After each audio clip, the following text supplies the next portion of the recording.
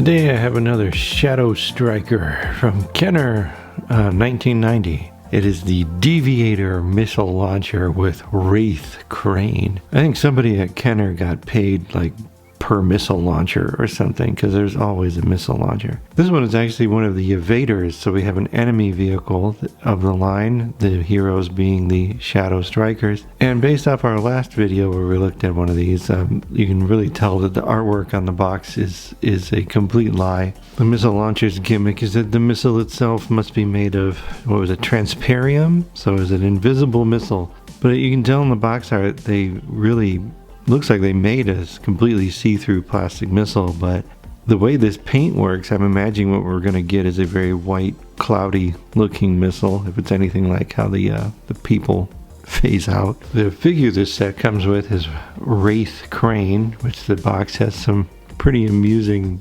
unkind things to say about him. But he's got a mean streak a mile wide. Dr. Viper, who's the head of the Evaders, who we still really don't know what their motivation for being transparent villains is. Apparently Dr. Viper took this bully, threw in weights and cross training, and created a hand-to-hand combat specialist who could fight like a pit bull with an attitude problem. Wow. I feel like the writers for this just kind of gave up. His favorite pastime is firing an undetectable missile at the unsuspecting Shadow Strikers. The man loves his work. I keep wanting to say Devastator instead of Deviator, but apparently it's much worse than Devastation. So its gunner station has a quote-unquote digital readout. The missile will phase out when placed in warm water. The launch platform moves up and down and rotates at full 360 degrees. I really gotta say though, it must have been good to be a manufacturer of small springs if you had any business with Kenner. I just noticed that this was originally sold from a children's palace where we had one of those where I grew up.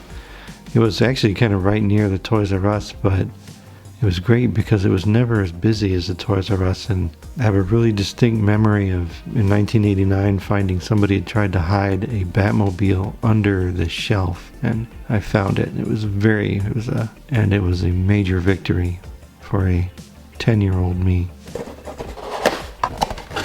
So no surprises, it comes with the exact same Kenner action toy guide we saw in the previous video. So if you'd like to flip through this, please check out the previous video I did of Shadow Strikers for the Phase 1 converter tank. Bag of stickers, missiles, and figure, looks like. Very small sticker sheet. This must be the digital readout at the bottom. Also in the baggie was this piece, which must be the kind of back leg of the launcher. And here is the undetectable missile, which is really interesting how the paint is applied. So you can see it actually is fully transparent, and they painted only the front kind of, maybe half of it, maybe less, because the bottom is. So I'm wondering if they were trying to match the angle that it dips in the water, so you don't have a part that never gets phased out? Is that what they call it? Yeah. So kind of odd. It looks like it's just been dipped in paint. And lastly is Wraith Crane himself, which we're 2 for 2 on all the guys in this line being bearded, which is interesting. His general outfit looks almost exactly like the hero guy from the last time, Ghost Johnson. And even they both have the kind of same pants and sleeves. So I'm wondering if those parts were kind of universal. And it's a typical, the heroes have McDonald's colors and the bad guys are purple and green. And here's the Deviator. And it turns out that extra piece was the kind of back support foot for the launcher. Some of its transparium shell has started to kind of yellow over the years, looks like. But it has a surprising range of movement. Like it says, you could... I guess it has to be able to go down quite a bit to be able to dunk the missile on the little tanks in the front. But it does move it's quite loose. It's very easy to move the whole thing around. I'm a little concerned about you can see how easy it moves. I'm a little concerned about the launch button. It's quite recessed in there. So I wonder if it'll pop up a bit when the missile's in there. Guess we'll find out. There again, there's no sticker sheet instructions, so I'm just gonna go off the box and we'll be right back. Okay, let's see about phasing out this missile. So the hot side is over here. Or wait, does that bring it back?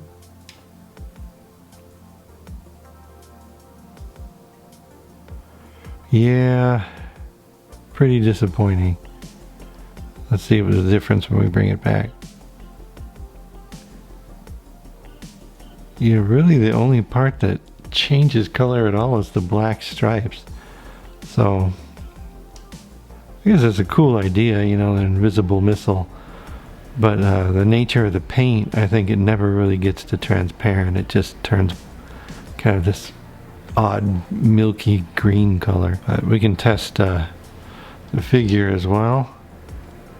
Can dunk him in his own tank here. His head turned very transparent. How come the rest isn't that good?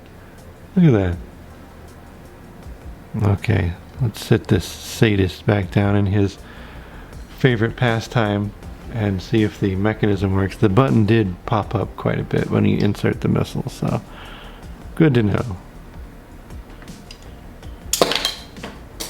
Nice. So that's the Deviator missile launcher from Kenner's 1990 Shadow Strikers line. Not all of them had a reservoir for the water to do the actual transformation part. Like I know the vehicles didn't. So the last two we looked at, this missile launcher and the dunk tank, are pretty unique in that regard, and that they bring their play feature with them.